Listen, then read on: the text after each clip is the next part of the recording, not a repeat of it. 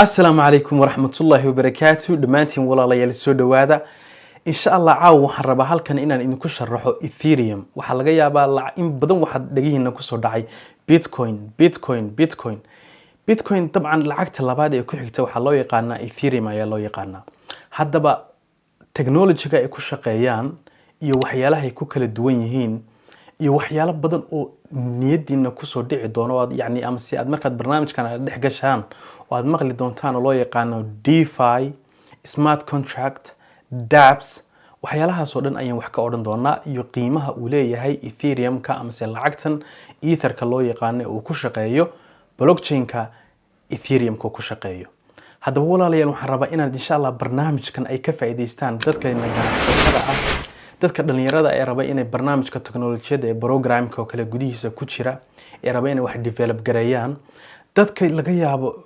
yani aan furan karin bangi oo kale ama si account oo waxyaalo value leeyahay oo doonaya in lacagtooda loo soo diro iyagoo de iska jooga baadiyahooda iska jooga oo kale qaababka looga faa'iideysan karo technology-gan Ethereum-ku qaab ahmiyada muhiimka u leeyahay ayaan rabnaa insha Allah inaan muuqaalkan aan ku sharaxno طبعا سين لو وضع صعنا ولا ليال تكنولوجيا إنترنت wax cajiib weeye waxyaalo badan ayaan ku qabsanaa waxaan rabaa inaan muuqaalkan qaab uu qofka Soomaaliga fahmi karo in aad xariifka ugu hayn inaan muhiimadiisa aan dareensiyo anoo si degan oo fudud kugu sharaxaya waa maxay Ethereum maxay qabataa iyo guud ahaan suuqan cryptocurrency-gu muhiimada uu leeyahay ayaan si gaar ah rabaa inaan muuqaalkan ay idinku sharaxo adduunka waxa jira technology cajiib oo dadka oo dhan raadin ku yeesho oo saameyn badan ku yeesha guri kastana maanta soo gaaray waxa kamid ah internet-kan hadda aad muuqaalkan aad ka daawanaysid waxyaalo badan ayaan ku qabsanaa muuqaaleen ka daawanaa lacagayn isugu dirnaa gudihiisa waxaan maartay yani waan ku wada xidhinaa telefoonna ayaan gudihiisa aan ka dirnaa internet-ku waa wax cajiib qof kamid oo inaga maarma ma jirto sidoo kale technology-gan blockchain-ka waa cajiib وتكنولوجيا labaad ee internet-ka ku xiga ee adduunka dhan saameynta ku yeelanaya waxa hadda la yidhaahdaa waxa ka faa'iideystay ama se yani blockchain-ka yani ama cryptocurrency-yada suuqana ku dul shaqeeya blockchain-ku ku dul dhisan yahay dad 24 milyan gaaraya imagine marka dhowr bilyan ay soo dhex galaan qiimaha uu yeelanayo balka war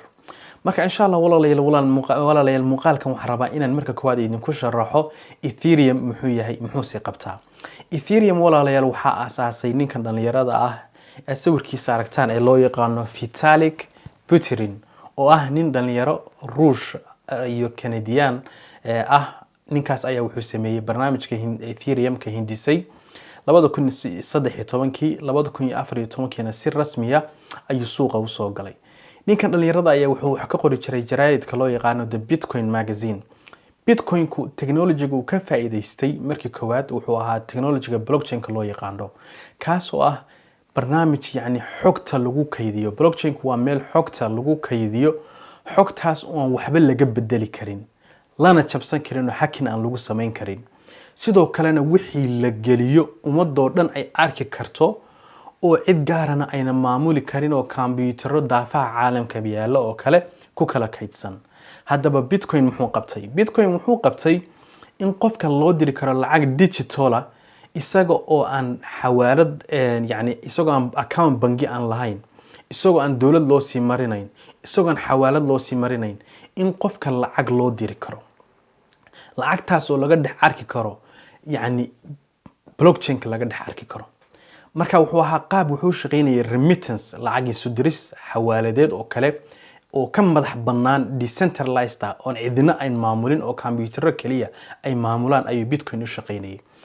Ethereum haddaba ninka dhalinyarada wuxuu yiri barnaamijkan miyaan Bitcoin lacagaha kaliya maadaama ku shaqeeyo miyaan waxyaalo badan looga faa'iideysan karin arrinka markuu ka fakiray wuxuu nin dhalinyaro ah maadaama uu programmer ahaa wuxuu sameeyay inuu barnaamijyo badan gudihiisa blockchain-ka Ethereum-ka network-giisa uu ku hindiso oo ku dhex sameeyo barnaamijyadaas walaalayaal waxa kamid ah waxa loo yaqaano DeFi oo ah decentralized finance in dhaqaalihii adduunka ee centralka ee CeFi-ga loo yaqaanay central finance-ka in loo rari karo qaab decentralized ah oo dadku ay ka wada faa'iideysan karaan iyagoo aan passport iyo shuruudo iyo waa lagu diiday iyo waxyaalo badan aan mari karin DeFi-gaas wuxuu yahay walaalayaal waan sharaxaynaa in qofka uu dhisan karo ku dul dhisan karo waxa loo yaqaano dApps decentralized application isagana waan sharaxi doonaa si fudud aad fahmi kartid sidoo kale waxa hadda lagu dul sameeyay oo aad iyo aad baryahan dambe suuqa u soo galay waxa loo yaqaano NFT ama non fungible tokens haddaba walaalayaal technology-gani muxuu muhiim u leeyahay DeFi-gani muxuu yahay DeFi-gani waxyaalo badan oo central finance-ku ay qaban jireen sida yacni marka suuqa loo furayo shirkad aad saami iibsanayso ay saamigeeda soo bandhigayso oo kale waxaa jiri jiray wax IPO loo yaqaano initial public offering sidoo kale decentralized finance kan oo kale waxaa gudihiisa ka jira waxa loo yaqaano ICO initial coin offering oo tusaale ahaan markii la aasaasayay barnaamijkan laftirkiisa Ethereum-ka waxaa lagu aasaasay tokenkiisa Ether loo yaqaano lacag yani crowdfunding oo halkii ETH uu yahay 40 senti 40 sentiga waaga lagu bilaabay ee dadku yani maal gashanayay ee ku bilaabeen ay iibsadeen value-giisii wuxuu u marayaa 2014 ka bacdi maanta ay taariikhdu tahay 3 bisha shanaad 2021 wuxuu marayaa $3,400 ayuu marayaa waxaana la saadaalinayaa inuu $10,000 gaadho dhamaadka sanadkan marka uu Ethereum-ku market cap-kiisa uu gaadho 1.2 trillion uu gaadho hadda wuxuu marayaa sida aan ku aragno coin market cap-ka $393 bilyan ayuu marayaa taas oo maanta meeshii ugu sareysay markuu gaadhay ninkan dhalinyarada ah ee Vitalik Buterin ka dhigtay inuu noqdo bilyaneer ka soo biira bilyaneerada caalamka marka decentralized finance kan walaalayaal waxyaalaha ay qabtaan waxa kamid ah in ay dhexdooda uu ku yaalo decentralized exchange oo ah exchange kala duwan oo aad ka iibsan kartid tokenada ay bixiyaan shirkadaha ama se stockyada ay bixiyaan shirkadaha adduunka caalamka ku jira oo kale inaad ka iibsan kartid yani inaad gudihiisa lacag ku diri kartid oo waxay leeyihiin wax loo yaqaano stable coins oo iyagu lacagta cryptocurrency waxa lagu yaqaanaa inay marna volatility kor u kacdo marna ay hoos u soo dhacdo waxaa jira lacago sida USDC coin ama se USD Tether ama Gemini dollar lacago badan waxaa jira oo lagu jaangooyay aan kana dhicin halka dollar korna uga dhicin hoosna uga dhicin oo kale gudihiisa decentralized exchange-kaas lacago ayaad ku kala sarifan kartaa oo isugu kala diri kartaa intaad Coinbase ka dirtid ayaad waxaad u diri kartaa Binance oo kale waa waxyaalaha yani waxaas oo dhanna waxa lagu qabanaya Ethereum-ka lagu dul qabanaya waxa sidoo kale walaal samayn kartaa waxaad wax ka gadan kartaa Bitcoin-ka oo kale waa dApps weeye waa decentralized oo kale waxaad rabtaa inaad Bitcoin ka gadatid waxaad ka dul gadanaysaa waxaad ka dhex gadanaysaa sida Uniswap oo kale ayaad ka gadanaysaa waxaad iibsanaysaa barnaamijyada waxyaalaha kala duwan xalliya ee crypto-yada sida Sushi oo Swap oo kale sida SNX Synthetic oo kale barnaamijyo badan oo dApps ah oo ku dul dhisan Ethereum network oo xogtooda ku xireysan tahay Ethereum-ka ayaad waxaad ka iibsanaysaa qaarkood waxay leeyihiin lacag ayaa laga deyman karaa qaarkood waxa laga gali karaa caymis qaarkood waxa laga iibsan karaa stockyo shareer kala duwan ayaad ka iibsan kartaa adoo bangi marin oo passport keenin oo wax kale aan keenin ayaa wax ka iibsan karaa qaarkood waa sida xawaaladaha u shaqeeyaan Celo iyo Stellar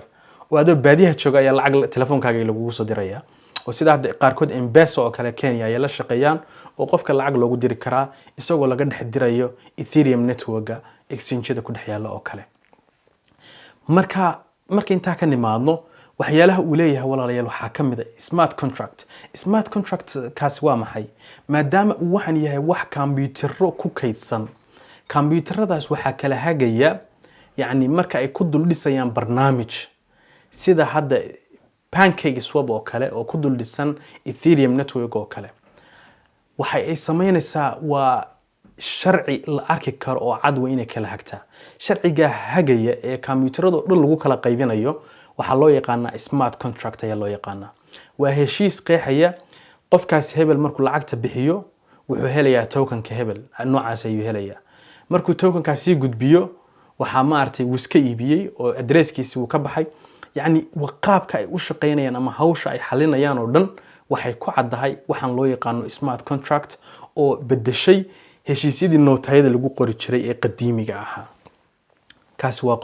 qodobka ugu dambeeya waa NFT wax loo yaqaano oo la dhaho non-fungible tokens baa la dhahaa. NFT-gaasi waa digital file aad gadanaysid